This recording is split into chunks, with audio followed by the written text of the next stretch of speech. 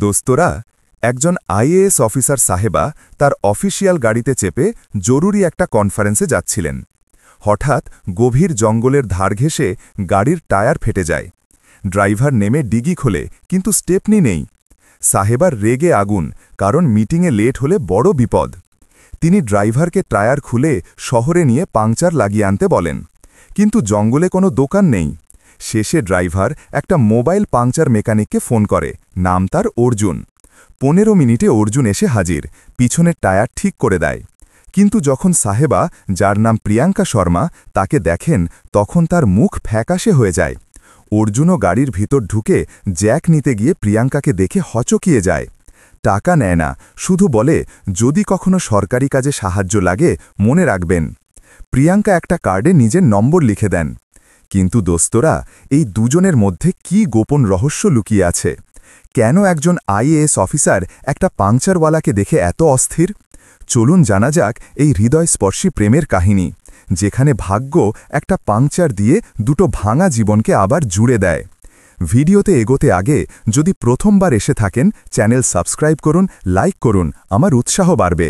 দোস্তরা, এই গল্পটা উধমপুরের, যেখানে অর্জুন নামের একটা ছেলে থাকত।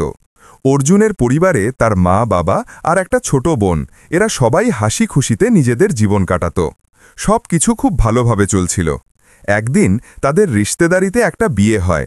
এরা সবাই বিয়েতে যায়। সেখানে গিয়ে দেখে যে চারদিকে খুশির মাহল। সব রিশতেদাররা একে অপরের সাথে বসে আছেন আর কথাবার্তা বলছেন।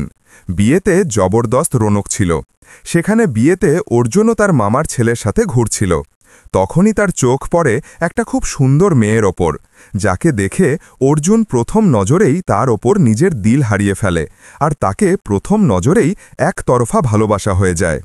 দোস্তরা, সেই মেয়েটির নাম প্রিয়াঙ্কা ছিল। প্রিয়াঙ্কাও যখন দেখে যে সেই ছেলে তাকে বারবার দেখছেই, তাহলে সে অর্জুনকে একটু একটু পছন্দ করতে শুরু করে। তাকে দেখে হাসতে থাকে। এখন এরা দুজনেই বারবার একে অপরকেই দেখছিল। বিয়ের পুরো মাহল তৈরি ছিল। কেউ বেশি কারো ওপর মনোযোগ দিচ্ছিল না। এখন অর্জুন একটা প্লেটে একটু খাবার পরিবেশন করে আর একটা টেবিলে গিয়ে বসে। ঠিক ততক্ষণে প্রিয়াঙ্কাও নিজের প্লেট নিয়ে তার পাশের চেয়ারে সেই টেবিলেই এসে বসে।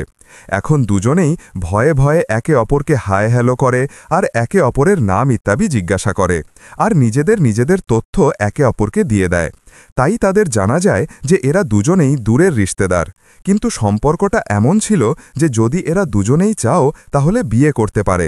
তাই বিয়ে হওয়ার চান্স পুরোপুরি মিলে যায়। এরপর অর্জুন প্রিয়াঙ্কার কাছ থেকে তার ফোন নম্বরও নিয়ে নেয়। এখন বিয়ের অনুষ্ঠান তো শেষ হয়ে গিয়েছিল, তাই সবাই নিজেদের বাড়ি ফিরে যায়। অর্জুন বাড়ি পৌঁছে প্রিয়াঙ্কাকে কল করে, আর এরা দুজনেই প্রতিদিন কথাবার্তা বলতে শুরু করে। কথাবার্তা করতে করতে অর্জুনের জানা যায় যে প্রিয়াঙ্কা একটা খুব ধনী পরিবার থেকে আসে। তার বাবা খুব ধনী, যেখানে অর্জুন একটা মিডল ক্লাস ফ্যামিলি থেকে আসত। কিন্তু তাদের খাওয়া খরচে কোনো জিনিসের কোনো কমতি আসত না। হাসি খুশিতে নিজেদের জীবনযাপন চালাচ্ছিল। ধীরে ধীরে দুজনেরই মধ্যে খুব গভীর বন্ধুত্ব হয়ে যায়। আর এই বন্ধুত্ব কখন ভালোবাসায় বদলে যায় দুজনেরই জানা হয় না। দুজনেই একে অপরকে অসীম ভালোবাসতে শুরু করে। একদিন প্রিয়াঙ্কা বলে যে অর্জুন, এখন আমাদের বিয়ে পড়ে নেওয়া উচিত। তাই এতে অর্জুন বলে যে দেখো প্রিয়াঙ্কা, তুমি একটা ধনী পরিবার থেকে আর আমি একটা খুব গরিব পরিবার থেকে। কি তোমার ফ্যামিলি এই বিয়ের জন্য রাজি হবে? আমার তো মনে হয় না তারা কখনো এই বিয়ের জন্য রাজি হবে। তাই প্রিয়াঙ্কাও বলে যে হ্যাঁ, তুমি ঠিক বলছো, আমার ফ্যামিলি কখনো এই বিয়েকে অ্যাকসেপ্ট করবে না। দুজনেরই নিজেদের সমস্যা জানা ছিল যে এই বিয়ে রাজি থেকে সম্ভব নয়। এরপর অর্জুন একটা সিদ্ধান্ত নেয় আর প্রিয়াঙ্কাকে বলে যে কেননা আমরা কাউকে না বলে বিয়ে করে নিই। প্রিয়াঙ্কাও রাজি হয়ে যায়। এরপর এরা চোরের মতো কোর্ট ম্যারেজ করে নেয়। কিন্তু ভালোবাসা কখনো লুকায় না। যখন প্রিয়াঙ্কা বারবার বাড়ি থেকে যেতে শুরু করে, তাহলে তার বাড়ির লোকদের সন্দেহ হতে শুরু করে। তারা তার পিছু নেয়, তাই তাদের সত্যতা জানা যায়। কিন্তু ততক্ষণে অনেক দেরি হয়ে গিয়েছিল। তাদের কোর্ট ম্যারেজ সার্টিফিকেট পাকা হয়ে গিয়েছিল। এখন তার বাবা ভাবেন যে বেশি হইচই করলে আমাদেরই বেইজ্জতি। এখন যখন আইনিভাবে তাদের বিয়ে হয়েই গেছে আর এখনও বেশি কারো এর খবরও লাগেনি। যদি এখন আমরা এদের দুজনকে আলাদা করার বেশি জোর জবরদস্তি করি, তাহলে কথা সব জায়গায় ছড়াতে পারে। কেননা এখন তাদের পুরো রীতিরেওয়াজ থেকে বিয়েই করিয়ে দিই। আমাদের ইজ্জতও থাকবে আর আমাদের মেয়েও খুশি থাকবে।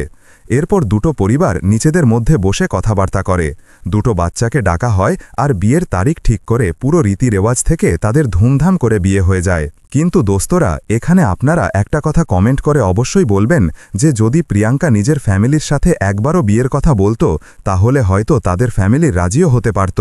খায়ের, এখন গল্পে আর কি হয়, কিভাবে তাদের জীবন একদম বদলে যাওয়া, আসুন জানি গল্পে আরও। দোস্তরা, আগে তাদের মধ্যে বন্ধুত্ব হয়েছিল, তারপর ভালোবাসা হয়েছিল, এরপর কোর্ট ম্যারেজ করেছে আর অ্যারেঞ্জ ম্যারেজও করে ফেলেছে। তাদের মতো কিসমত তো লাখে এক বা দুটোরই হয়। খায়ের, এরা দুজনেই স্বামী স্ত্রী হাসি খুশিতে নিজেদের জীবন কাটাতে শুরু করে। প্রিয়াঙ্কা পড়াশোনায় খুব আগ্রহ রাখত। সে একদিন অর্জুনকে বলে যে দেখো, আমি এখনও আরও পড়তে চাই আর পড়ে লিখে কোনো গভর্নমেন্ট অফিসার হতে চাই, আমার এটা শৈশব থেকেই স্বপ্ন ছিল।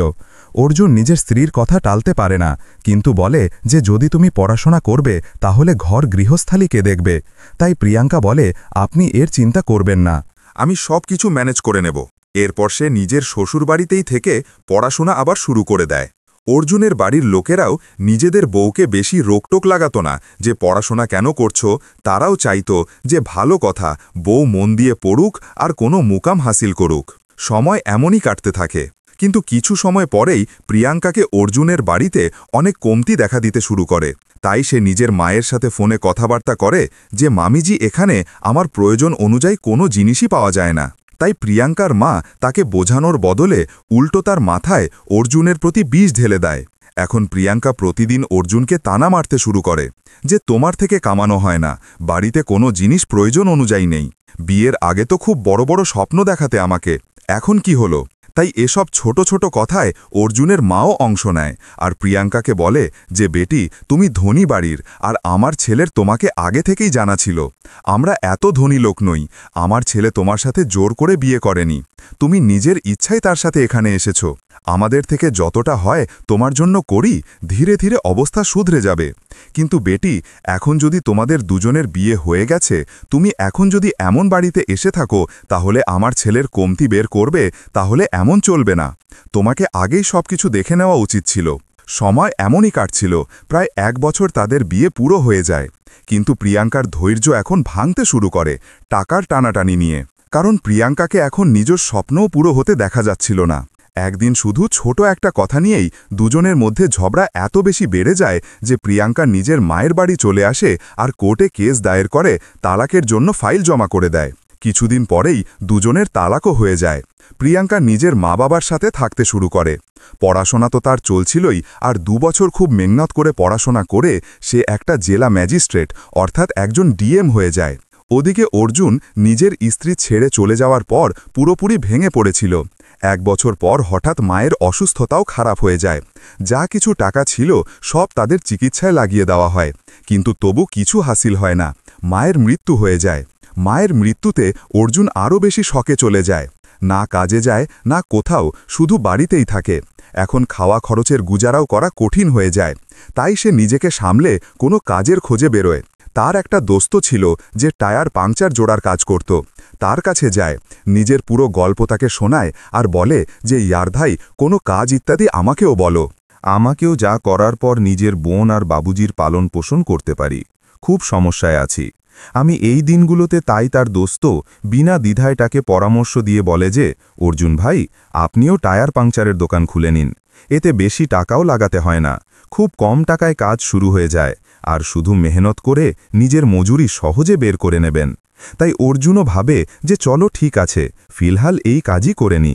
কিন্তু সে এই কাজটা একটু আলাদা লেভেল থেকে করার কথা ভাবে, আর একটা গাড়িতে নিজের পাংচার জোড়ার সব সামগ্রী রেখে গাড়ির পিছনে নিজের ফোন নম্বর লিখিয়ে দেয়, আর অনেক জায়গায় দেয়ালেও নোট ঝুলিয়ে লিখে দেয় যে যে কারো কোথাও নিজের গাড়ির পাংচার জুড়তে চায় তাহলে আমাদের কল করুন, আমরা সেই লোকেশনেই পৌঁছে আপনার কাজ তৃপ্তি দিয়ে করব। এখন যেখানেই গাড়ি, কার বা মোটরসাইকেলের লোক তাকে পাংচার জুড়তে কল করত, তাহলে সে সেখানেই গিয়ে তাদের টায়ার পাংচার জুড়ে দিত, আর সেখানে পৌঁছানোর টাকা টায়ার পাংচার জুড়ার সব টাকা মিলিয়ে নিত, যাতে তার কাজ খুব তাড়াতাড়ি বাড়ে আর কামাইও ভালো হয়। অর্জুন একটা পড়ালেখা ছেলে ছিল। সে নিজের দিমাগের সঠিক ব্যবহার করে আর কিছু এমনভাবে নিজের কাজকে খুব তাড়াতাড়ি বাড়িয়ে নেয়। তখনই একদিন তাকে একটা লোক কল করে নিজের লোকেশন পাঠায়, যে লোকেশন অর্জুন থেকে শুধু 20 মিনিটের দূরত্বে ছিল। তাই সে পাংচার জুড়তে পৌঁছে যায়। সেখানে গিয়ে দেখে যে এ তো একটা জেলা কালেক্টরের গাড়ি। তারপর সে টায়ার দেখে আর ডিগি খোলার জন্য যেই গাড়ির ভিতর বোতাম টিপতে ঢোকে তাই দেখে যে গাড়ির ভিতর প্রিয়াঙ্কা বসে আছে। প্রিয়াঙ্কাকে দেখে তার দিল জোরে জোরে ধড়কাতে শুরু করে, তার হার্টবিট বাড়তে থাকে। তারপর সে ডিগি থেকে জ্যাক বের করে টায়ার পাংচার জুড়ে দেয়। এখন ড্রাইভার অর্জুনের কাছ থেকে টাকা জিজ্ঞাসা করে, তাই অর্জুন টাকা নিতে অস্বীকার করে, বলে যে ম্যাডামের কাছ থেকে টাকা নিতে পারি না, তিনি একটা জেলা কালেক্টর, আপনারা তাকে বলে দিন, যদি আমার কখনো তার সাহায্য নেওয়ার প্রয়োজন পড়ে তাহলে শুধু তিনি আমার কোনো সাহায্য করে দেবেন। এসব কথা প্রিয়াঙ্কাও গাড়িতে বসে শুনছিলেন। তিনি নিজের ড্রাইভারকে একটা কার্ডে নিজের নম্বর লিখে অর্জুনকে দিতে বলেন যে ইনি যখনই আমাদের সাহায্য চাইবেন শুধু একবার এই নম্বরে কল করে নেবেন। এখন অর্জুন সেই কার্ডটা নিয়ে চলে যায়, আর প্রিয়াঙ্কাও নিজের মিটিং অ্যাটেন্ড করতে চলে যান। সন্ধ্যায় অর্জুন বাড়ি পৌঁছে আর ঘুমানোর আগে সেই কার্ডটা খুলে দেখে, যা ফোল্ড করে বন্ধ করা ছিল। খোলে, তাই তার থেকে 1500 টাকা বেরোয় আর একটা ফোন নম্বরও লেখা থাকে। এরপর অর্জুন ভাবে যে কেননা একবার কল করে কথা বলেনি। যখন নম্বর মিলেছেই তাই সে রাতেই কল লাগিয়ে দেয়। প্রিয়াঙ্কা প্রথম ঘণ্টাতেই কল তুলে নেয়। মনে হয় সে যেন কতক্ষণ থেকে বসে অপেক্ষাই করছিল যে কখন কল আসবে আর আমি তুলব। এরপর এরা দুজনেই একে অপরের হালচাল নেয়। প্রিয়াঙ্কা তার কাছ থেকে খুব ভালোবাসা দিয়ে জিজ্ঞাসা করে যে অর্জুন, এমন কি হলো যে তুমি এখন টায়ার পাংচার জড়তে শুরু করেছ? তাই অর্জুন বলে যে এসব জানতে তোমাকে আমার সাথে দেখা করতে হবে, এসব কথা ফোনে হয় না। এরপর অর্জুনও তার জীবনের কথা জিজ্ঞাসা করে। তাই সে বলে যে হ্যাঁ, আমিও পড়ে লিখে এই মোকাম হাসিল করে ফেলেছিলাম, যার কথা আমি সব সময় তোমার সাথে করতাম। আর এভাবে 1 থেকে 2 ঘন্টা কথা বলে আর তারপর ঘুমিয়ে পড়ে। পরের দিন প্রিয়াঙ্কা অর্জুনকে কল করে আর বলে যে তুমি আমার সাথে দেখা করতে বলছিলে, আমাকে তোমার জীবনের কথা জানতে হবে, বলো কোথায় দেখা করতে আসব? তাই অর্জুন বলে যে তুমি আমার বাড়িতেই চলে এসো। তাই প্রিয়াঙ্কা বলে যে আমি এখন একটা জেলা ম্যাজিস্ট্রেট, এভাবে বাড়িতে আসতে পারি না। যদি আমি চলে আসি তাহলে লোকে নানা রকম অভিযোগ আমার উপর লাগাবে, আমি এসব আর সহ্য করতে পারি না। তারপর সে বলে যে তুমি এটা করো, আমাকে মার্কেটে দেখা করতে এসো, আমি নিজের ভেষ বদলে চলে আসব, তুমি আমাকে নিজের সাথে কোথাও নিয়ে চলো, তারপর আমরা কোথাও বসে কথাবার্তা বলে নেব। অর্জুন বলে যে ঠিক আছে। এরপর অর্জুন বলা জায়গায় বাইক নিয়ে দাঁড়িয়ে থাকে। কিছুক্ষণ পর প্রিয়াঙ্কা আসে আর বাইকে বসে। এরা দুজনেই একটা পার্কে যায় আর একা জায়গায় গিয়ে বসে। এখন প্রিয়াঙ্কা জিজ্ঞাসা করে যে এখন তো বলো যে তোমার সাথে এসব কি হলো যে তুমি টায়ার পাংচার জোড়ার কাজ করছো? তাই অর্জুন বলে যে তোমার ছেড়ে চলে যাওয়ার পর মায়ের অসুস্থতা খারাপ হয়ে গিয়েছিল, তাদের চিকিৎসায় সব টাকা খরচ হয়ে গিয়েছিল, তারপরও সে বাঁচেনি, আমি নিজেকে সামলাতে পারিনি, বাড়ির অর্থনৈতিক অবস্থা খারাপ হতেই থাকে। তারপর আমি সাহস নিয়ে কাজ নিয়েছি আর নিজের একটা দোস্তের সাহায্যে এই কাজ শুরু করেছি, আর আজ ঠিকঠাক টাকা কামিয়ে নিজের বোন আর বাবুজির পালন পোষণ করছি। তখনই অর্জুন প্রিয়াঙ্কাকে ভালো করে দেখতে দেখতে বলে যে কি তুমি দ্বিতীয় বিয়ে করে ফেলেছ? তাই প্রিয়াঙ্কা বলে যে না। তাই অর্জুন জিজ্ঞাসা করে তাহলে এই মাথায় সিঁদুর কেমন? তাই প্রিয়াঙ্কা বলে যে এটা তোমারই নামের, আমাদের মধ্যে যদিও তালাক হয়ে গিয়েছিল কিন্তু আমি সব সময় থেকেই তোমাকে নিজের স্বামী মানি। এই কথা শুনে অর্জুনও আবেগপ্রবণ হয়ে যায়। তারপর বলে যে তাহলে তুমি আমার সাথে এসব কেন করেছিলে? এরপর প্রিয়াঙ্কার চোখে জল চলে আসে। সে কাঁদতে কাঁদতে বলে যে কিছু আমি তোমার আর্থিক অবস্থা থেকেও চিন্তিত ছিলাম, তাই কিছু আমার মামিজি আমাকে উত্তেজিত করে দিয়েছিল। আমি শৈশব থেকেই আরামের জীবন কাটিয়েছি, আমার থেকে এসব বেশি দিন সহ্য হয়নি, আমাকে মাফ করে দাও অর্জুন, আমার থেকে খুব বড় ভুল হয়ে গিয়েছিল। তাই অর্জুনও বলে যে খুব ভালো কথা, তুমি এখন একটা জেলা কালেক্টর হয়ে গেছো, এখন তোমার আর আমার কোনো মিল নেই, আমি একটা টায়ার পাংচার জোড়ার লোক, তুমি জেলা ম্যাজিস্ট্রেট, তাই আমাদের রাস্তা পুরোপুরি আলাদা, এখন তুমি আমার নামের সিঁদুর ভরা বন্ধ করো। এই কথা শুনে প্রিয়াঙ্কা আরও বেশি উদাস হয়ে যায়। তাকে মনে হতে শুরু করে যে হয়তো অর্জুন দ্বিতীয় বিয়ে করে ফেলেছে, তাই সে থাকতে পারে না আর অর্জুনকে জিজ্ঞাসাই করে ফেলে যে কি তুমি দ্বিতীয় বিয়ে করে ফেলেছ? তাই অর্জুন বলে যে না, এমনও কিছু নেই, হ্যাঁ বাবা অনেকবার বলেছিলেন যে বেটা বিয়ে করে নে, জীবন এখনও অনেক লম্বা, এভাবে কতদিন থাকবি, কিন্তু আমি কখনো দ্বিতীয় বিয়ে করার মনেই করিনি, কারণ ভালোবাসা আর বিয়ে জীবনে শুধু একবারই ভালো লাগে, আর এই দুটো কাজ একবারই হয়। এই কথা শুনে প্রিয়াঙ্কার মুখে হালকা হাসি চলে আসে, তাকে অর্জুনের দিলে নিজের জন্য মহব্বত দেখা যায়। তারপর সে অর্জুনকে বলে যে এখন এখান থেকে চলো, আমাকে একটু মন্দিরে যেতে হবে। তারপর দুজনেই মন্দিরে আসে আর সেখানে প্রিয়াঙ্কা কালী মায়ের সামনে অর্জুনের হাত ধরে নেয় আর তার গলায় লেগে কাঁদতে শুরু করে আর বলে যে অর্জুন আমাকে আবার নিজের করে নাও, আমি এখন তোমার ছাড়া আর থাকতে পারবো না। এরপর অর্জুনও নিজের ভাবনাকে এখন দমাতে পারে না। সে প্রিয়াঙ্কার চলে যাওয়ার পর প্রতি রাতে তাকে মনে করে ঘুমাতো আর সেও চাইতো না যে এখন প্রিয়াঙ্কাও তার থেকে আলাদা থাকুক। এই প্রিয়াঙ্কাকে সে অস্বীকার করে দেয়। আবার এরা দুজনেই মা কালীর সামনে একে অপরকে বরমালা পরিয়ে দেয় আর নিজেদের নতুন জীবনের শুরু করে আর খুশি খুশিতে নিজেদের জীবন কাটাতে শুরু করে। তাই দোস্তরা, এই ছিল আজকের গল্প। আপনাদের কেমন লাগলো প্লিজ কমেন্ট করে অবশ্যই বলুন। প্রিয়াঙ্কার সম্পর্কে আপনাদের কি মত কমেন্ট বক্সে দুটো লাইন তার জন্য প্লিজ অবশ্যই লিখুন। দোস্তরা, যদি আপনাদের এই গল্প একটুও পছন্দ হয়ে থাকে তাহলে প্লিজ আমাদের ইউটিউব চ্যানেল সাবস্ক্রাইব করে নিন আর ভিডিওটাও লাইক করে দিন। আবার দেখা হবে একটা নতুন ইন্টারেস্টিং গল্প নিয়ে।